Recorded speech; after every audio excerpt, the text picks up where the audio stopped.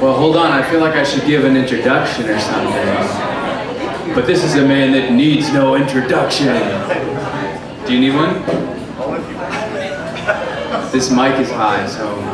Okay, everybody, put your hands together for the... Actually, this is why we're doing it on Wednesday, because this guy is so busy that he can't do it on a weekend, so we have to do it on Wednesday. Usually we do these things on Saturdays, so your guys' schedule is a lot more open, right? So there'll be more people next time we have... This is a tall mic. This is a short mic, and that's a tall one. Okay, so this is called Renovate Live. We are a young adult group. We are mostly put together and funded by the Catholic Church and Catholic people, but everyone's welcome because it's just a fun time. And so, without further ado, actually, I gotta give you a better intro. You know how I originally met this guy was because he was in an awesome band originally it was called Footshod. Does anybody remember Footshod? It was the best Catholic band ever. And then they turned into Johannan, and they were still wonderful. But ever since then, I've always thought he was the coolest guy ever, and I was right. So he's going to talk to us, just give us some testimony, talk just something that's been on his heart, and he's going to give us some knowledge. So put your hands together for Mr. Erik Mertens.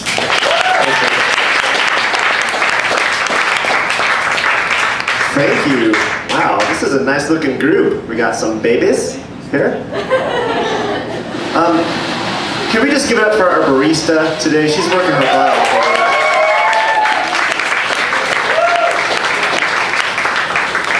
And how about that mustache club, huh? Yeah. And so there are still some open seats here, so I'm going to take a minute to arrange my notes and stuff. If you guys just want to take a minute, if you've been waiting for a not awkward time to sit down, this is it. This is the least awkward that it's going to be from here on out. So go ahead, take a seat if you want. Move stuff around. We still got one chair right up here. Yeah. You could feel my spit. If you sit right there. I get really excited. I spit. Nice. Well, thanks for doing that. That was the best introduction I've ever got in my life. I'm not joking. I just spoke in New York City last week, and their intro sucked. So thank you, Brandon. Yeah! Oh, that's right. New York is cool, but I'm glad to be from here. My name's Erik. I'm originally from Tri-Cities. I'm a native Tri-Citizen? Yeah. But I work and live up in Spokane most of the time now. During the school year, I work at Gonzaga University and St. Al's Church, which is the Catholic church connected to Gonzaga. And I do young adult ministry, so pretty much stuff like this, full-time for the church, and then alumni ministry, so this kind of stuff for Gonzaga alumni for the university. And in the summertime, I still get to come home to the Tri-Cities and be Erik the Peanut Guy for the Dust Devils. I've worked for the Dust Devils for 14 years now, and it's my dream job. I've been stuck in single A ball for 14 years, slowly working my way up. But Robbie's worked out there before. I've seen a lot of you guys out there. So, yeah. Today, I just kind of want to share some thoughts with you, some things that have happened in my life over the past few years. And, the only reason I want to talk about that stuff is not to talk about myself, not to talk about my experience, but talk from my experience. Hopefully, some things that I've gone through, maybe you guys can relate to, maybe you can learn something from. But we're also going to have chances to talk to each other. So I'm just giving you a heads up, there will be time to turn to your partner and share some thoughts. So if you don't like who you're sitting next to, too late. Talk to the baby. But let's just start with a prayer, shall we? Okay. In the name of the Father, and the Son, and the Holy Spirit.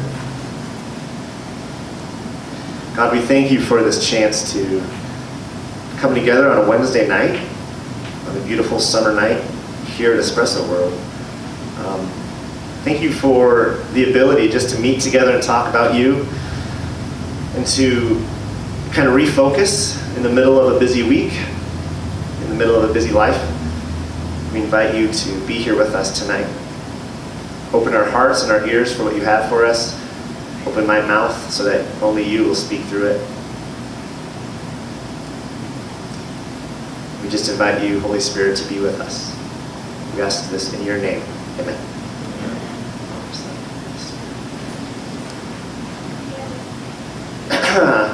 Some of my notes here. Don't be distracted by them. The starting point for the early church, according to Mark, was silence and fear. What? That doesn't sound right. But it's true. I brought my Bible with me. The Bible I usually use is back up in Spokane. I found this one at my parents' house in Kennewick, where I stay for baseball games. And I decorated it in 7th grade. And you can tell my artwork has not gotten much better. But anyway, the ending of the Gospel of Mark, which is the oldest gospel, he wrote it around 65 to 70 AD, so just a few decades after Jesus ascended into heaven. Get this, this is the end of Mark's gospel. Okay. So they go, Mary Magdalene and the women go to the tomb, and they're met by a young man / angel, and he tells them, "But go and tell his disciples and Peter, he is going before you to Galilee. There you will see him, as he told you." Then they went out and fled from the tomb, seized with trembling and bewilderment. They said nothing to anyone, for they were afraid. The end. The gospel of the Lord. Right? So according to Mark, the beginning of the church, the end of the gospel, would have made the worst movie or book ever. Like that, can you imagine a movie ending like that? They were seized with trembling and fear, and then they didn't say anything to anyone. Actually, that is the short ending to the Gospel of Mark. Bible scholars have gone back and forth. There's a longer ending that was added years later, and they dispute, was it followers of Mark that added it, and I don't want to get into the scholarship of it. But the longer ending, it's different. They go out and they preach fearlessly. So you have this dichotomy here of being trapped with fear and then going out, blowing away the fear in their lives to preach the good news about Jesus.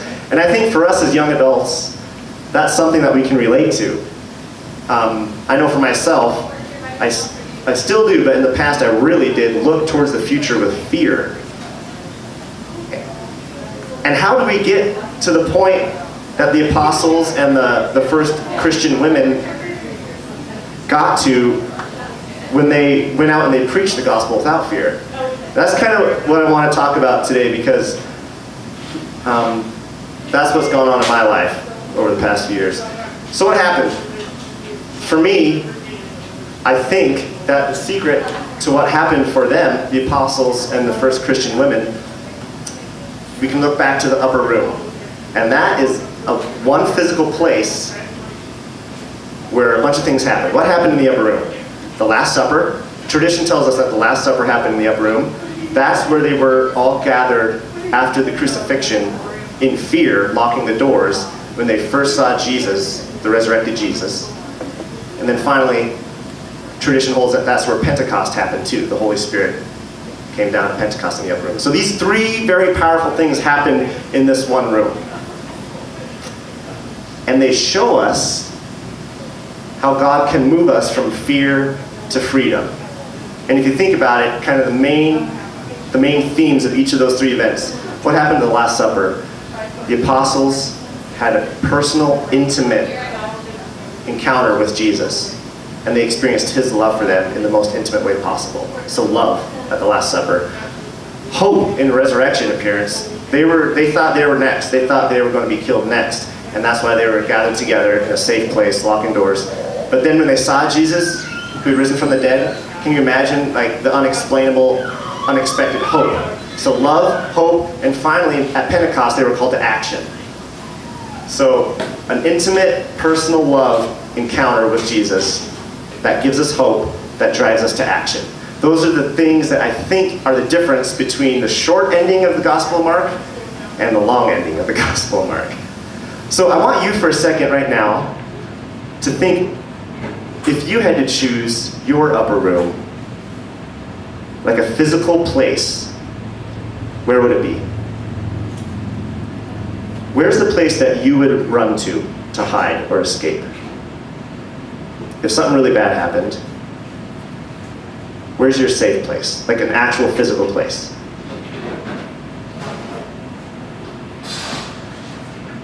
And why do you choose that place?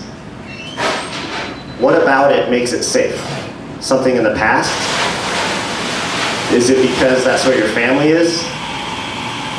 Or maybe it's a secret place that only you know about? What makes your safe place safe? If you had to choose one room, one place where you can be safe and you can encounter God in an intimate place, where would it be? Just kind of picture it in your head, and then if you don't mind, turn to your neighbor, and if it's not too embarrassing, like if it's the bathroom or something, pick somewhere else, okay? I'm just trying to help you out. Turn to your neighbor and share what that place would be. Just take a few seconds to do that. Okay.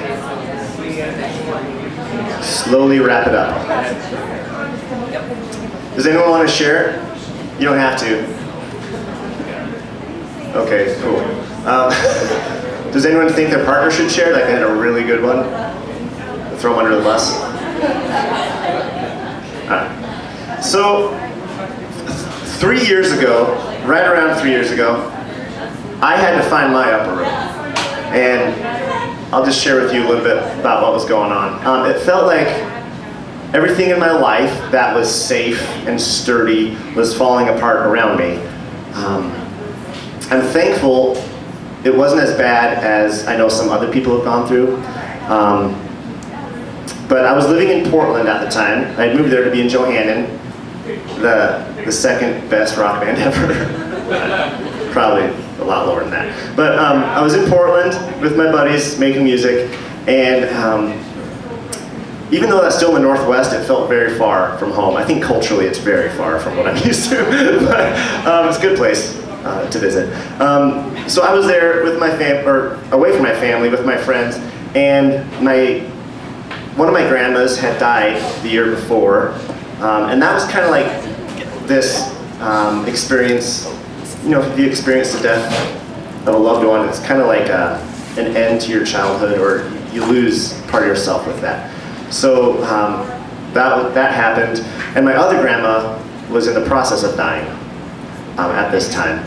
And so about 3 years ago, the band decided to call it quits, which we were all still friends, but that was the whole reason I was there. That was kind of my one North Star in life as far as what I'm doing with it. Everything else circled around the band. That's the whole reason I was in Portland. So the band is breaking up. I was losing my last grandma. I was dating this really cool girl in Portland. She and I were in the process of breaking up. I told my job that I wasn't coming back next year, and I told my landlord that I wasn't coming back next year. And this all happened in about a span of 2 weeks. And so there was some really tough times there. And I know, compared to other things that people have been through, it wasn't the worst thing in the world, but for me it was really tough. And what's weird is that during this time, so all these things were going on in my life and then they were gone, right? And in the back of my mind, I'd always thought about looking into the priesthood. It was just kind of something I felt I should do as a good Catholic guy. But it's also something I've always been attracted to, the idea of priesthood. And I knew I wanted to work in ministry, and I thought, well, there you go. As one of my best friends told me at the time, he was just ordained a priest for the Spokane Diocese 3 weeks ago. But he was still a seminarian at this time. He told me, he's like, Eric, sounds like you had your plate full of good stuff, and now you have an empty plate. And what better time to finally actually discern the priesthood? Because it had always been on the back burner, right? I'd always made sure something else was on the front burner. Oh, I can't go to the seminary now, I'm in a rock band. I can't go to the seminary now, I'm dating this great girl. I can't, And it's kind of a way of me not dealing with it. So finally, it was time to deal with it. And let me tell you, it was not a peaceful experience. I know there's probably a few guys in here and girls who have discerned religious life or the priesthood, and it's not just like a really peaceful thing. For me, it wasn't anyway. And all I can speak of is my own experience. But there were some really dark days because my biggest fear, I remember telling my freshman orientation leader in college, years ago, I'm old, is that my biggest fear was being alone. And that's, so when the girl and I broke up, by girl I mean this awesome girlfriend I had, that just threw me into the pit of my biggest fear. And then I was thinking about the priesthood. No, I can do this, but that fear of being alone was still there. I knew I wouldn't be alone with God, but I wouldn't have a wife. So it was it was depressing. I actually struggled with depression at this time. But what I did do is I got a spiritual director, which was probably the smartest thing I've ever done. His name was Father Peter, and he was funny, and I already knew him from my job. I worked at a Catholic grade school, because rock bands don't pay the bills. But, and so he told me the best thing he could. He said, Eric, you've been up here with the priesthood for 10 years now? Yeah, he says, we're going to get you out of here and out there. So he had me do some really good prayer experiences. He had me meet different kinds of priests and job shadow different priests. I spent one weekend with a parish diocesan priest out in the middle of nowhere. It was just him and a farmhouse and me for the weekend, and the parishioners. And then I spent another weekend with a bunch of younger guys who were part of an order, a religious order of priests. And then I spent another weekend with him and his two brother priests at their house. And so I finally got out of my head and actually out into the world, and that answered questions very quickly. But he also had me do some prayer experiences, read some good books. The best thing though was he said, I want you to find a vocation director, which is different from a spiritual director because you need to move forward this to see if it's for you. So I ended up, I checked out some different orders, I ended up contacting the vocation director with the Jesuits, the Oregon province, the Northwest region for the Society of Jesus. And I did that through a friend from Gonzaga who is now a Jesuit. But I didn't really know why, but those were the priests that I knew most about from my time at Gonzaga as a student. And meeting Father Jack Bentz, the vocation director, was one of the best things. Talking with him, he had me go on an 8-day retreat in Tacoma, and he also had me read this book, which is one of the best books I've ever read in my life, other than Lord of the Rings and Hunger Games. Let's be real. No, I'm kidding. I would take this book over those any day. It's called The Jesuit Guide to Almost Everything, and it's written by a Jesuit priest who's on the Colbert Report a lot. His name is Father James Martin. He's the chaplain for the Colbert Report, and if you ever see a Jesuit on TV that's not the Pope, it's probably this guy who wrote this book. It's a great book, and he writes it for everyone. If you're Catholic, if you're not Catholic, it's a great read just about inviting God in your life. So those things helped. Those things helped. The book, the retreat, the meeting with spiritual directors, and what I learned through all that, it pointed me towards something other than fear. I always thought the opposite of fear was like strength, like overcoming your fear, or courage, or happiness, which are all good things, and they're all fruits of the Spirit. But what I learned, the opposite of fear is freedom. Is freedom. And the freedom I found embodied itself in a couple of different ways, and this is what I want to get your ideas about. Freedom is not keeping every door open so that you have all the options possible. That's what I always thought it was. I didn't want to commit to the priesthood, I didn't want to commit to marriage, because what if down the road I realized I wasn't free to choose the other option? What freedom is not keeping every door open. What I found out freedom is letting go of a few things. Letting go of my stagnant prayer life, praying in a way that was not healthy, letting go of the pressure I felt in my life, being a man in his late 20s, not having his act together, according to society, and number 3, letting go of possessiveness. And so those 3 things I kind of want to talk about a little bit here and get your thoughts on it. So up until that time, I believed I'd always had some really good prayer experiences, but during that time of trying to figure out what the heck I'm doing with my life, the way I would pray was this. I'd sit down in the adoration chapel or down by the river or in my room, and I would, okay, God, it's time to pray. Let's figure this out. And instead of like praying, I was thinking. It was way too analytical. I'm a very logical, German-bred American. And I like problem solving, that's what I equated prayer with. Was, okay, I have all these problems, I need to figure all this out. I used logic to figure it out, and that wasn't prayer at all.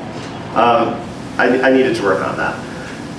I learned through these spiritual directors that I needed to get out of my head and into my heart more. Get away from analytical and more effective. Affective, not well, it is effective too, but affective. Using your affect. Like for the first time in a long time, I would actually pray in front of the tabernacle, and I would just get lost for about an hour just being with Jesus. And I didn't figure anything out, but that was okay. One of the reasons I did that was because the Jesuits that I were working with used a lot of the prayer and discernment tools that St. Ignatius of Loyola had come up with, which is a lot of discernment and a lot of imagination in your prayer. So they would give me a gospel story and say, go put yourself in that story with your senses. Pretend you can see, hear, smell what's going on in that story, and go sit with that in the chapel for an hour. And so instead of like making lists, praying, thinking things out like I was solving a math problem, I started using my imagination more, which is really big. The one story that helped me the most was putting myself in the book of Matthew, in the Gospel of Matthew, when Jesus is walking on the water, Peter's in the boat, and Peter said, if that's really you, tell me to come out to you. And Jesus kind of was like, come on out. And to put yourself in the place of Peter, I think teaches you a lot, taught me a lot. So that was one of the gospel stories I worked with the most. And this was my Last Supper experience, to be honest. When I moved from being analytical in my prayer to being affective in my prayer, it became like this personal, intimate encounter with Jesus. That was my Last Supper experience in the upper room, encountering Christ in a very personal way. I just went to a conference in the Bay Area with other people who work at Jesuit universities like I do. And here's some quotes. I was just going through my prayer journal and I'd written these quotes down. Check these out.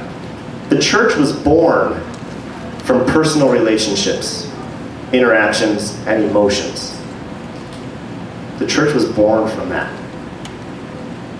Another quote.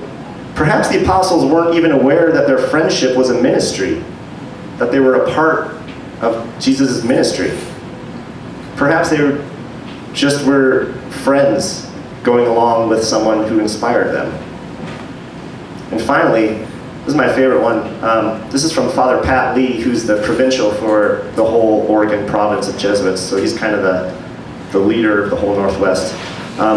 Jesus commissions Peter. The official commissioning of Peter at the end of the Gospel of John is through love and through relationship.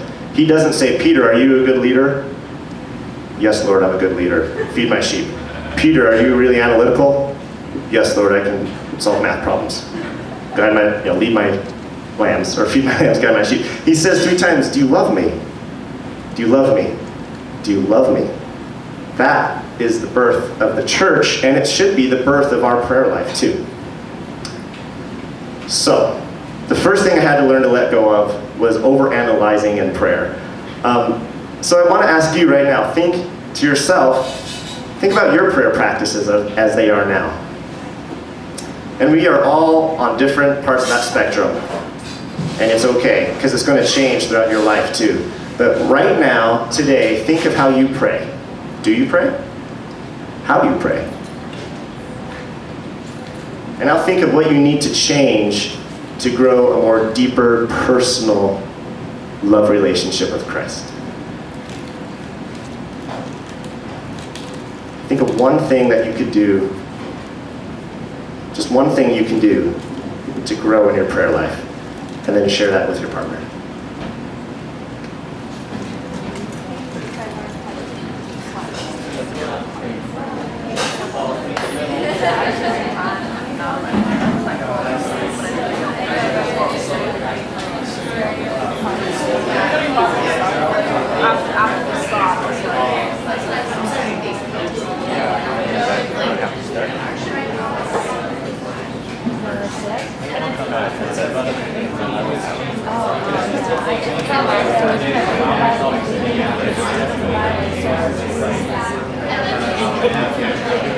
After that.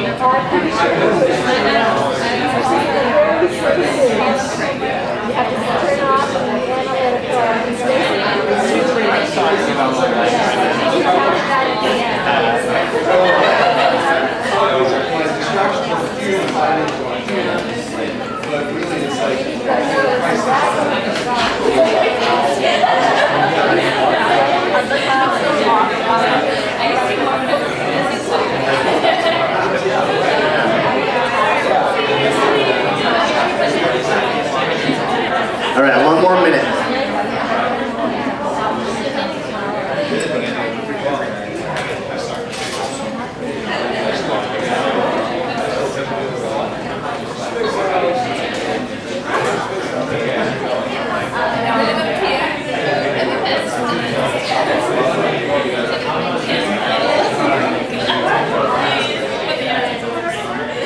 Bye, Luke.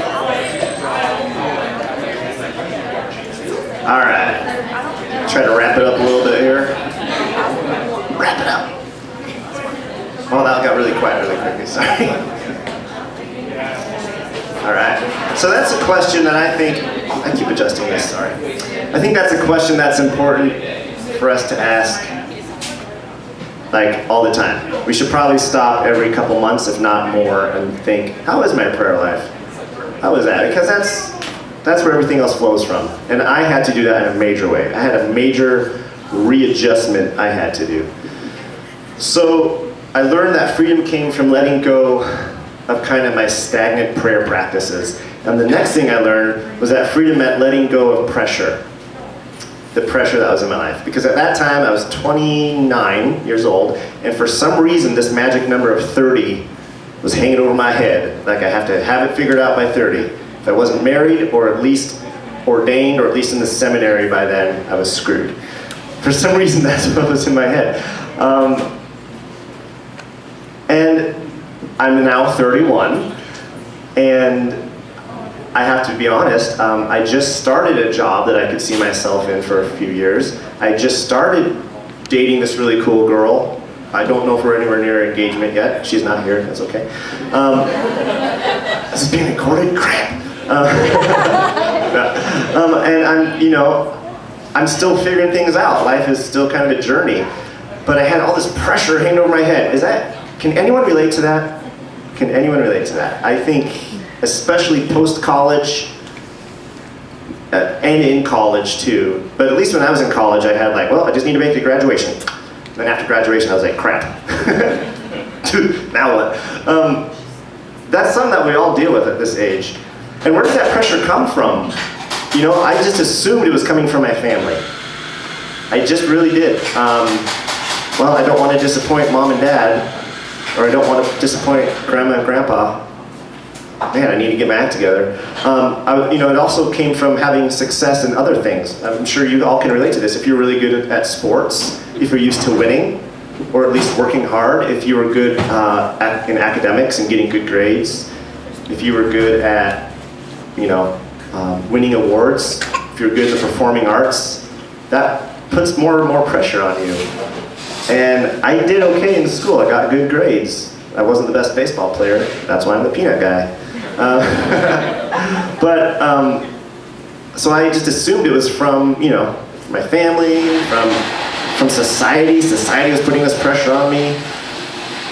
But I quickly learned in one experience where the pressure was coming from. My dad and I were driving up to Spokane to visit my grandma in the hospital, because remember, she was passing away. And we had a really good conversation the whole way up. And this is when I was trying to figure out, what the hell am I doing?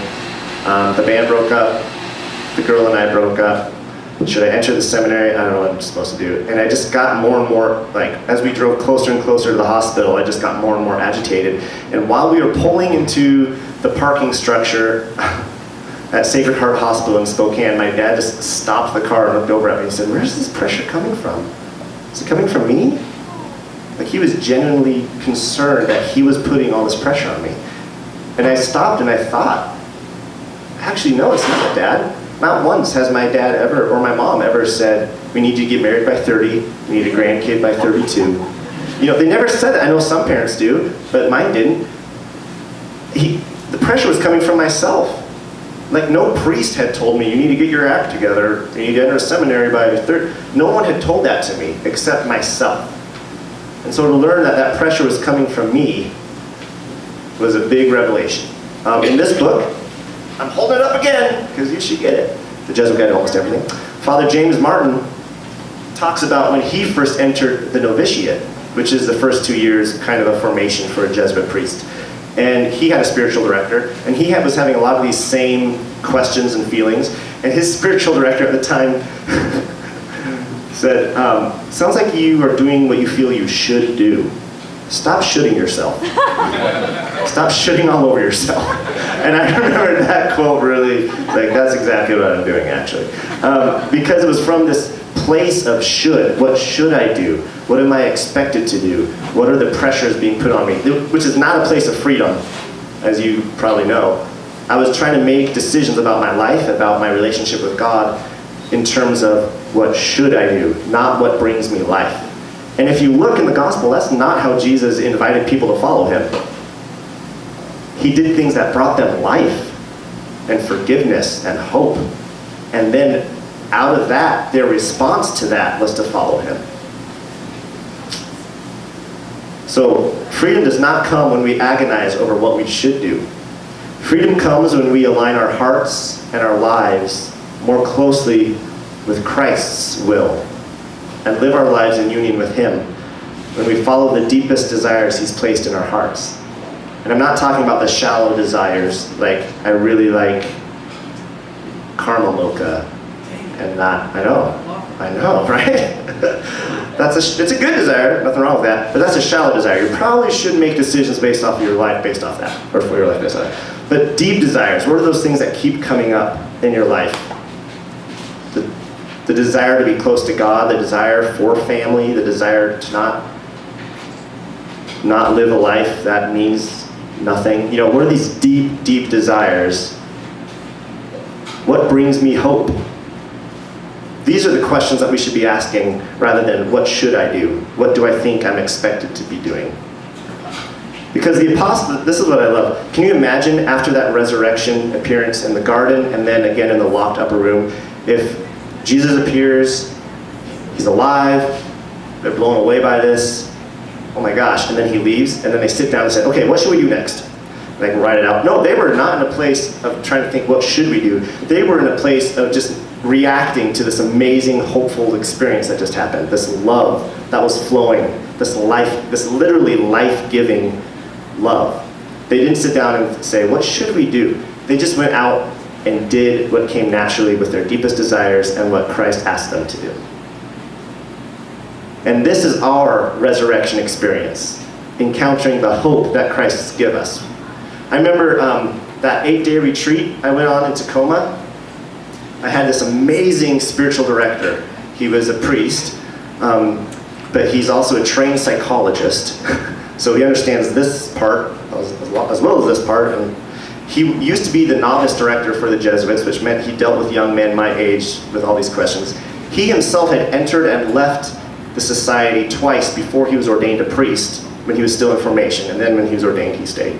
But, so he kind of got it all. He saw all sides of it. And he was amazing. And he finally gave me permission to at least consider the fact that maybe I shouldn't be a priest. He said, have you used this idea of the priesthood kind of in a backward psychological way to keep you from what really brings you freedom? And for each of us it's different. Because for him, and he told me what brought him the most freedom was the priesthood. And he said, why don't you spend some time imagining that you're going to get married? And just live with that for a day or two during this retreat.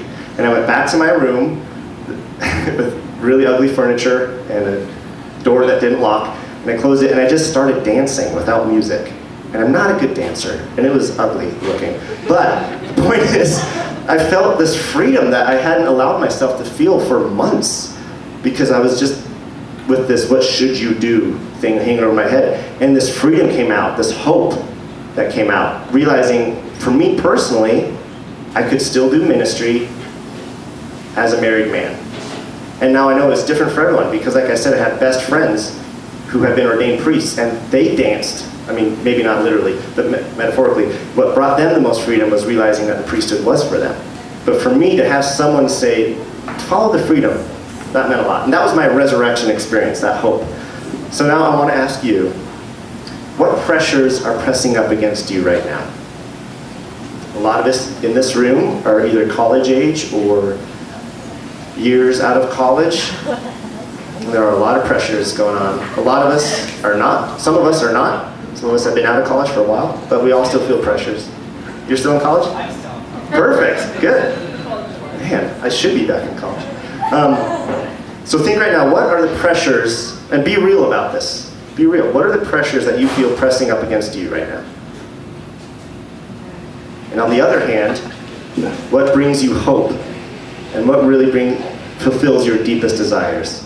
So the pressures, which are real and which we can learn from, but also what brings you hope? What gives you that sense of freedom? Think about those two things. Spend a second if you want thinking about them, and then share with your neighbor. You need an iPad. Huh? You need an iPad. I know. iPad's I'm so old school. I still use paper. Okay. Thanks for being so willing to talk about this stuff. I don't know, maybe you're talking about other stuff, but thanks for talking.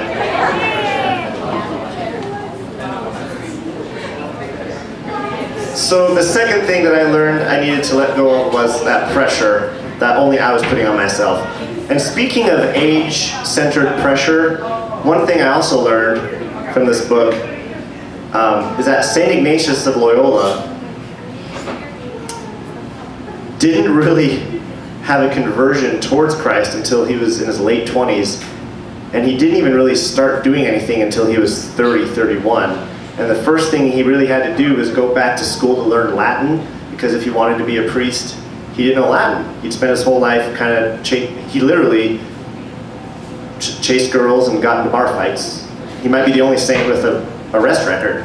Probably not the only one, but one of them. But when he was 30, he went back to study Latin, and he had to take it with grade school age boys. So he had to sit in the little desks with like 10 and 11-year-old boys to learn Latin. So I'm feeling pretty good because I didn't have to do that. But he was not until his 30s where he started thinking about where to go, and then really forming the Society of Jesus happened in his late 30s. So that gave me hope too.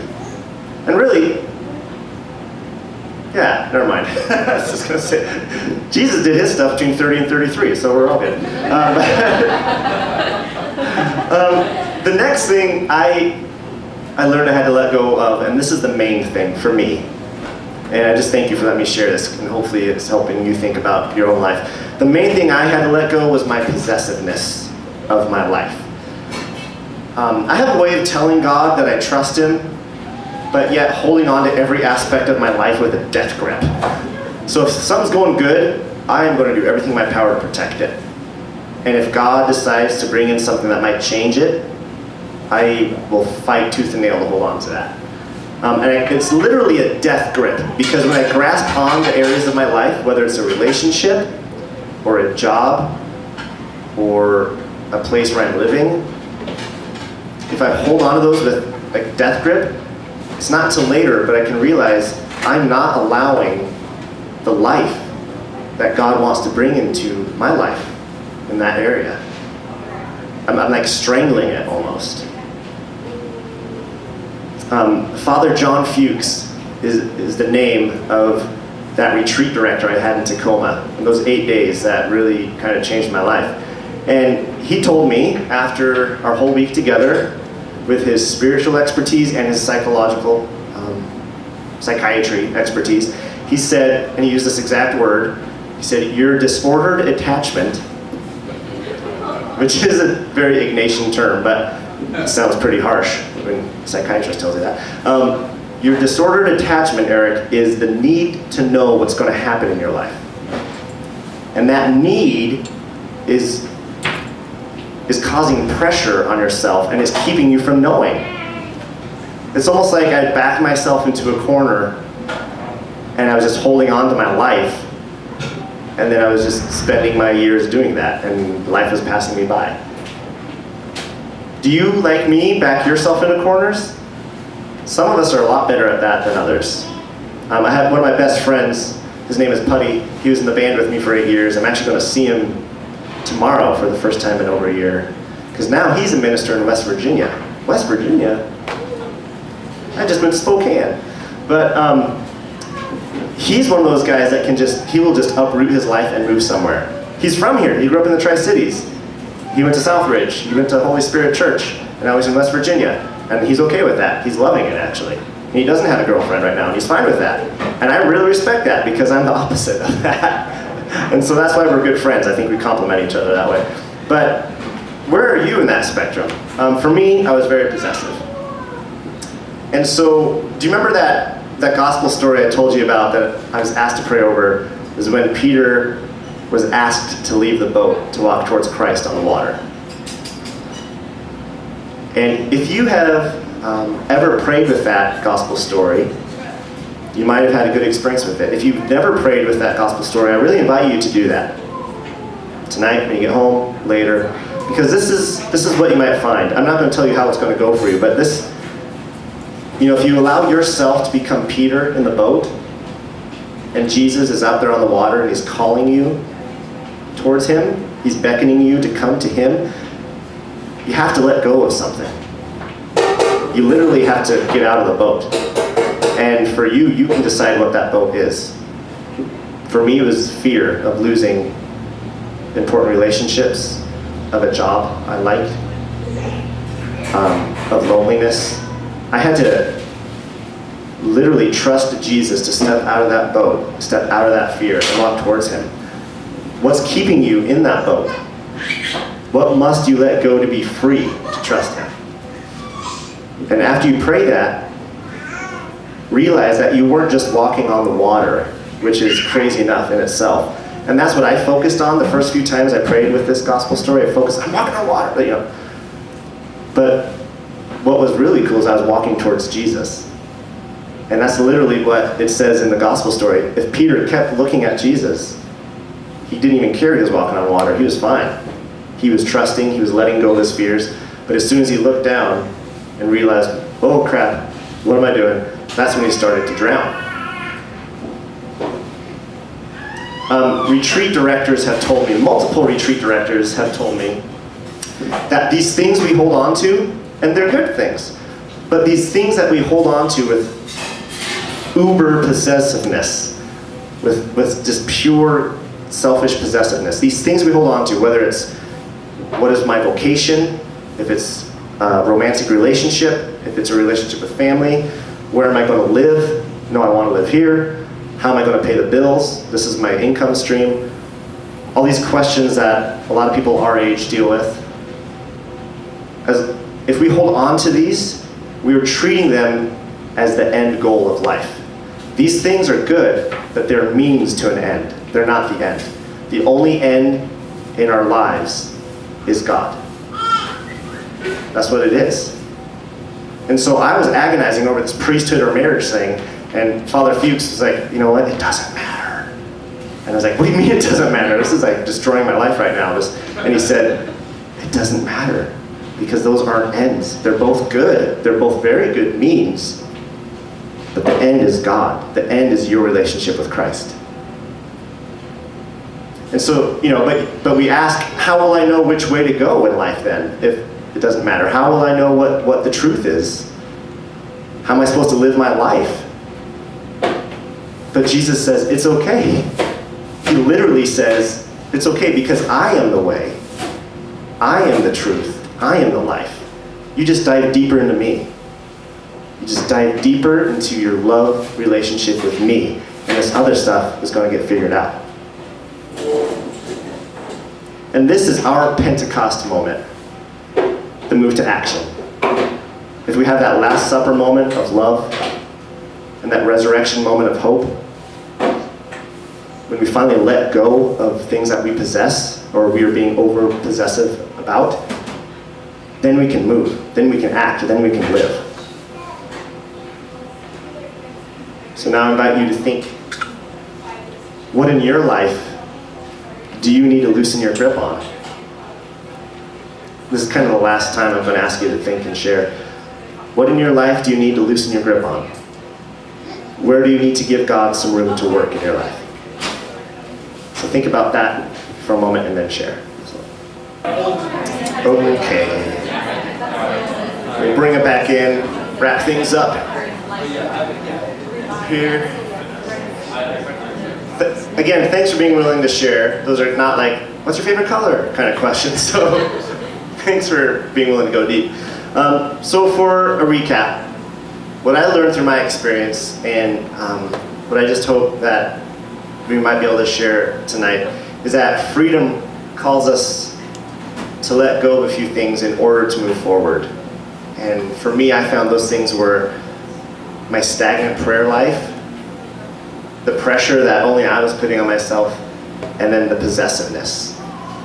And that's a process. I'm still learning to let go of those things. But when I do, all these big questions, what should I do with my life? Become a lot clearer, the answers do. So to finish up here, what's your focus? Is it your fears or is it Christ? Because Christ brings us freedom. Christ is freedom. Christ is the love and the hope and the catalyst for our action. Those three things that happened in the upper room, they're all because Christ brought love, hope, and a call to action. So what I want to do right now is just recap that short ending of Mark's gospel and then juxtapose it with the actual long ending of Mark's gospel. So again, if you remember, the short ending says, "Then they went out and fled from the tomb, seized with trembling and bewilderment." Sound familiar? "They said nothing to anyone, for they were afraid." The end. This is the actual long ending. And listen to this. See if this is what you want your life to be like. "So then the Lord Jesus, after he spoke to them, was taken up into heaven and took his seat at the right hand of God. But they went forth and preached everywhere, while the Lord worked with them and confirmed the word through accompanying signs." He was with them. So thank you for taking some time to listen and share. And I believe we'll have some more activities and music. And it's been an honor to be here with you tonight. Thank you very much.